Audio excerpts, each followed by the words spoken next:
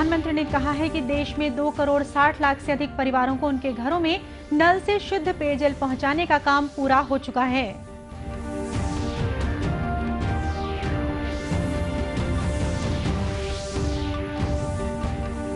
गृह मंत्री ने प्रदेश में कानून व्यवस्था की स्थिति और अपराधों पर नियंत्रण के संबंध में समीक्षा की।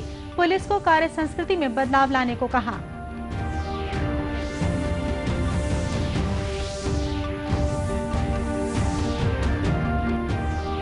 छत्तीसगढ़ में कोरोना मरीजों की संख्या 2,21,000 के पार। स्वास्थ्य मंत्री टीएस सिंहदेव ने लोगों से कोरोना के लक्षण पाए जाने पर तुरंत जांच कराने की अपील की।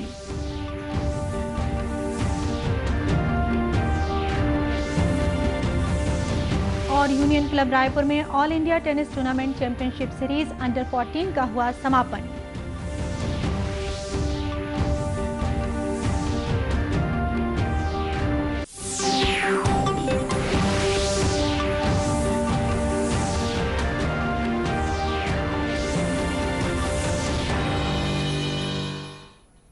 नमस्कार, आप देख रहे हैं दूरदर्शन समाचार। मैं हूं शीतला शुक्ला। अब समाचार विस्तार से। प्रधानमंत्री नरेंद्र मोदी ने कहा है कि देश में 2 करोड़ 60 लाख से अधिक परिवारों को उनके घरों में नल से शुद्ध पेयजल पहुंचाने का काम पूरा हो चुका है। श्री मोदी ने आज उत्तर प्रदेश के विंध्याचल क्षेत्र में मिर्जापुर और सोनभद्र जिलों के लिए ग्रामीण पेयजल आपूर्ति परियोजनाओं की आधारशिला के कार्यक्रम को वीडियो कॉन्फ्रेंसिंग के जरिए संबोधित करते हुए ये बात कही। करीब करीब 1 साल से भी ऊपर समय हो गया है। इस दौरान देश में 2 करोड़ 60 लाख से ज्यादा परिवारों को उनके घरों में नल से शुद्ध पीने का पानी पहुंचाने का इंतजाम हो चुका है। आज जो परियोजनाएं शुरू हो रही हैं, उससे भी इस अभियान को और गति मिलेगी। इसके अलावा अटल भूजल योजना के तहत पानी के स्तर को बढ़ाने के लिए जो काम हो रहा है, वो भी इस क्षेत्र को बहुत मदद करने वाला है। इस मौके पर उत्तर प्रदेश के मुख्यमंत्री योगी आदित्यनाथ ने कहा कि पेयजल परियोजनाओं से न केवल लोगों को स्वच्छ जल मिलेगा, बल्कि दूषित जल से होने वाली बहुत सी बीमारियों से लोग बच सकेंगे। गृह मंत्री ताम्रध्वज साहू ने आज प्रदेश में कानून व्यवस्था की स्थिति और अपराधों पर नियंत्रण को लेकर वीडियो कॉन्फ्रेंसिंग के जरिए सभी रेंज के पुलिस महानिरीक्षकों और पुलिस अधीक्षकों की बैठक ली। बैठक में गृह मंत्री ने पुलिस अधिकारियों को कार्य संस्कृति में बदलाव लाने के निर्देश दिए। बैठक के बाद पत्रकारों से बातचीत करते हुए गृह मंत्री ने कहा कि प्रदेश में 1-2 जिलों में आपराधिक मामले बढ़े हैं, जबकि बाकी स्थानों पर अपराध नियंत्रण में हैं। आंकड़े जो जिलों से हम लोगों के पास आए, हमारे पुलिस अधीक्षकों ने जो जानकारी दी, उसके अनुसार हम लोगों ने कुछ निर्देश भी उनको किए। 1-2 जिले हैं जहां पर कुछ क्राइम बढ़ा है। अमूमन बाकी सभी जिलों में क्राइम रेट घटा है, बढ़ा नहीं है। कुछ एक अलग अलग नेचर के क्राइम हैं, उसमें किसी में बढ़ोतरी आई है, किसी में कमी आई है। तो इस प्रकार के जानकारियां आई। नए निर्देश उनको हम लोगों ने दिया है कि आप लोग कार्य संस्कृति में बदलाव लाएं। गृह मंत्री ने इस बात से इनकार किया कि रोजगार की कमी के कारण शहरों में अपराध बढ़ रहे हैं। उन्होंने कहा कि राज्य सरकार द्वारा लोगों को रोजगार मुहैया कराने का हर संभव प्रयास किया जा रहा है। छत्तीसगढ़ में कोरोना संक्रमित मरीजों की संख्या 2,21,000 के पार हो गई है। शनिवार को प्रदेश के 2,284 नए मरीजों की पुष्टि की गई। वहीं प्रदेश में कोरोना से अब तक 2,713 लोगों की मौत हो चुकी है। कोरोना संक्रमण के बढ़ते मामलों को देखते हुए केंद्र और राज्य सरकार द्वारा कई कदम उठाए जा रहे हैं। स्वास्थ्य मंत्री टीएस सिंहदेव ने दूरदर्शन के साथ विशेष बातचीत में कहा कि प्रदेश में कोरोना की स्थिति फिलहाल स्थिर दिख रही है। छत्तीसगढ़ के सिलसिले में अभी स्थिति हमारी स्थिर दिख रही है। पिछले दिनों में जो टेस्टिंग भी हुई है, दिवाली के समय कम हो गई थी, दिवाली के बाद टेस्टिंग बढ़ी है, तो जो पॉजिटिविटी रेट है वो अभी भी 7 के अंदर है। ये सितंबर महीने में 15.5 था। हर 100 में 15.5 लोग पॉजिटिव पाए जा रहे थे। अक्टूबर के खत्म होते होते ये करीब 9.5 पे आ गया था और अभी वर्तमान में ये जो दर चल रहा है, पहले हफ्ते में ये करीब 7.5 था, दूसरे हफ्ते में 6.8 था और अभी वर्तमान में वो 6.8 6.7 के आसपास दर आ रहा है। तो वैसी चिंता यहां फिलहाल दिख नहीं रही है। श्री सिंहदेव ने यह भी कहा कि कोरोना के लक्षण दिखने के बाद लोगों को जांच करानी चाहिए। देरी से अस्पताल पहुंचने के कारण लगभग 30% मरीजों की मौत 24 घंटे के भीतर हो रही है। लेट अस्पताल में लोगों के आने के कारण उनको समय नहीं मिल पा रहा है ठीक होने का। जो मृत्यु हो रही है 40% से ज्यादा मृत्यु 72 घंटे के अंदर बताई जा रही है। 30% के आसपास मृत्यु 24 घंटे के अंदर अस्पताल आने के बताई जा रही है। यानी इतना लेट हमारे कोरोना प्रभावित अस्पताल पहुंच रहे हैं कि फिर समय नहीं है कि कोई सहायता उनकी की जा सके। वहीं जांजगीर चांपा जिले में भी कोरोना से मौत के आंकड़े लगातार बढ़ रहे हैं। बीते 10 दिनों के भीतर जिले में 39 लोगों की मौत कोरोना से हुई है।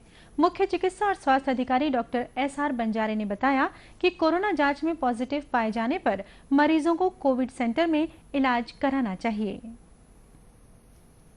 कुल जो है 13,670 टेस्ट हो चुके हैं पॉजिटिव केस का और उसमें से 12,381 रिकॉर्ड हो चुके हैं। तो रिकवरी का जो रेट है हमारा 91% है।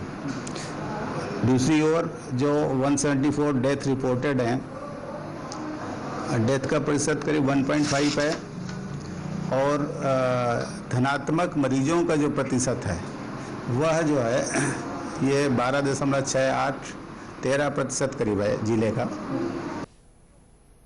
इस बीच चिकित्सकों, विश्व स्वास्थ्य संगठन और यूनिसेफ द्वारा लोगों को आगाह किया जा रहा है कि कोरोना संक्रमण से बचने के लिए सार्वजनिक स्थलों पर मास्क पहनना, 2 गज की सुरक्षित दूरी रखना, भीड़ से बचना और हाथों की समय समय पर सफाई करना जरूरी है। कोरोना के लक्षण के बाद भी देरी से जांच के कारण मृत्यु की संख्या बढ़ रही है। दूसरी ओर देश में कोरोना के 45,000 से अधिक नए मामले मिलने के साथ ही कुल मामलों की संख्या 90,95,000 से अधिक हो गई है। देश में इस समय सक्रिय मामलों की दर कुल मामलों का केवल 4.85% है। वर्तमान में देश में सक्रिय मामलों की संख्या 4,40,000 है। कोरोना काल में जरूरतमंदों को निःशुल्क राशन उपलब्ध कराने के लिए केंद्र सरकार द्वारा शुरू की गई प्रधानमंत्री गरीब कल्याण अन्न योजना गरीबों के लिए मददगार साबित हो रही है। इस योजना के तहत शहरी क्षेत्रों के अलावा ग्रामीण क्षेत्रों में भी जरूरतमंद गरीब परिवारों को दाल, चावल और अन्य जरूरी सामग्री का वितरण किया जा रहा है। दुर्ग जिले के सेलूद गांव में भी बड़ी संख्या में गरीब परिवार इस योजना से लाभान्वित हुए हैं। गरीब परिवारों को इस योजना के तहत राशन सामग्री आवंटित की जा रही है। इस योजना से लाभान्वित होने वाले हितग्राहियों का कहना है कि केंद्र शासन की इस योजना से उन्हें काफी राहत मिल रही है। हमारे गांव में सब लॉकडाउन हुई से दुकान सब बंद हो गई से काला खान काला पता से हो गई से तब हमारे गांव के हमारे महोदया सरपंच महोदया प्रधानमंत्री योजना के तहत हमारे ला की सुखा राशन माली से हमारे घर के खर्चे पानी चलिए। कोरोना के वजह से हमारा काम धाम पूरा बंद हो चुका था जी। हाँ, हमें बहुत परेशानी हो रहा था, जिससे हाँ उस समय हमें प्रधानमंत्री अन्न योजना और सरपंच महोदय जी से ग्राम पंचायत से हमें राशन सामान जैसे दाल, चावल, बड़ी सभी चीज़ का प्राप्त हुआ। उससे हमें बहुत मदद मिली और बहुत राहत मिली। वहीं पूर्व सरपंच खेमलाल साहू ने बताया कि इस योजना के तहत बीते मार्च माह से गरीब परिवारों को राशन उपलब्ध कराया जा रहा है। खबरों का सिलसिला आगे भी जारी रहेगा। फिलहाल वक्त है एक छोटे से ब्रेक का।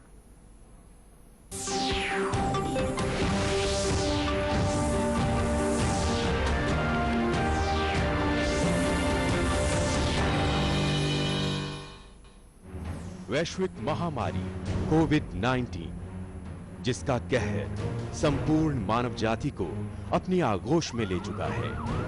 टीका या दवाई उपलब्ध होने तक महामारी के खिलाफ मानवता की जंग जारी है।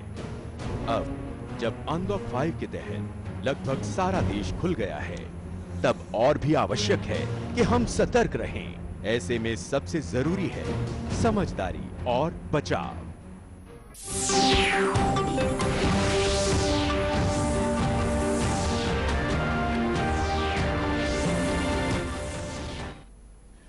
के बाद एक बार फिर स्वागत है आपका दूरदर्शन समाचार में। केंद्र सरकार के स्वच्छ भारत अभियान के तहत अब गांव में भी सामुदायिक शौचालयों का निर्माण किया जा रहा है। प्रधानमंत्री के सपनों को साकार करने के लिए महासमुंद जिले के टेमरी गांव के ग्रामीणों ने अपने घरों में 100% शौचालय बनाए हैं। साथ ही सांसद निधि से सामुदायिक शौचालय का निर्माण भी कराया है, जिसका उपयोग लोग कर रहे हैं। यही वजह है कि विश्व शौचालय दिवस पर टेमरी गांव को 1 लाख रुपए के इनाम से भी पुरस्कृत किया गया है। ग्रामीणों ने बताया कि गांव में शादी ब्याह या अन्य आयोजनों के दौरान लोग इस सामुदायिक शौचालय का इस्तेमाल करते हैं। 1 लाख रुपए इनाम मिली से तो बहुत अच्छा बात है। ओकर से हमारे गांव और तरक्की में जही और आगे बढ़ी। अभी इतना है, ओकर से और अच्छा कुछ कार्य और सोचे के विचार है। ग्राम पंचायत टेमरी की सरपंच धनेश्वरी साहू ने बताया कि टेमरी के सामुदायिक स्वास्थ्य शौचालय को प्रदेश स्तर पर 3रा स्थान मिला है। है कि सामुदायिक शौचालय में 3रा स्थान प्राप्त हुई से और एक देख रेख के रखा में हमने एक जन आदमी रखे हैं, वहाँ हमेशा साफ सफाई करते और यहाँ जब का भी उपयोग होते साबुन हैंड वाश है, झाड़ू है, पोछा है, सब चीज़ करे जाता और एक टाइम के जो सब जाते ओकर लिए 5 रुपया नियमित रखे गए हैं और 3 दिन के जैसे जो भी कार्यक्रम होते ओकर लिए मन 1500 रुपया लेथन और वही पैसा ला जो देख रेख बर रखे गए हैं ओला देथन और साफ सफाई के में खर्चा करथन। गौरतलब है कि ग्राम टेमरी में लोगों द्वारा साफ सफाई पर विशेष ध्यान दिया जा रहा है। शौचालयों का उपयोग नहीं करने वालों पर अर्थदंड भी लगाने का प्रावधान है। छत्तीसगढ़ प्रदेश टेनिस संघ और ऑल इंडिया टेनिस एसोसिएशन द्वारा यूनियन क्लब रायपुर में all India tennis tournament championship series under 14 का समापन किया गया। बालक वर्ग में संपरित शर्मा ने हिरमन तांडी को 6-2, 6-0 से हराकर खिताब अपने नाम किया। वहीं बालिका वर्ग में फाइनल मुकाबला अर्शप्रीत कौर और नंदिका अग्रवाल के बीच खेला गया।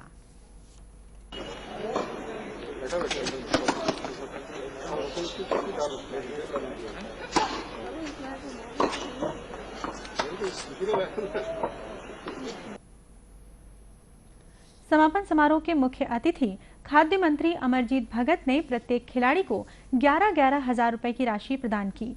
साथ ही उन्होंने बैडमिंटन कोर्ट का भी उद्घाटन किया।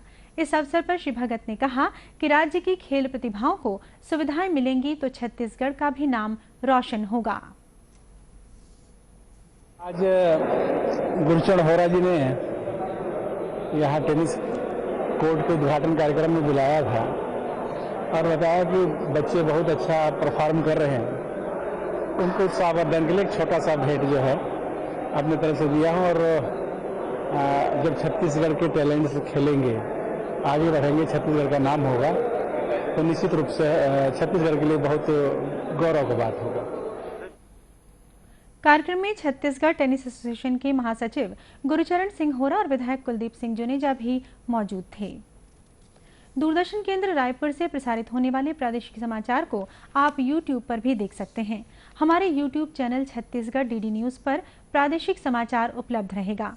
YouTube चैनल का लिंक और QR कोड आप स्क्रीन पर देख सकते हैं। अपने एंड्रॉयड फोन से QR कोड स्कैन कर आप छत्तीसगढ़ DD न्यूज लिंक पर जा सकते हैं। इसके अलावा छत्तीसगढ़ DD न्यूज फेसबुक और ट्विटर पर भी उपलब्ध है। कोरोना से बचाव के लिए मास्क, सैनिटाइजर के साथ ही सोशल डिस्टेंसिंग का भी पालन करें। कोरोना को हराना है, मास्क जरूर लगाना है। इसी के साथ ये समाचार बुलेटिन समाप्त हुआ। नमस्कार।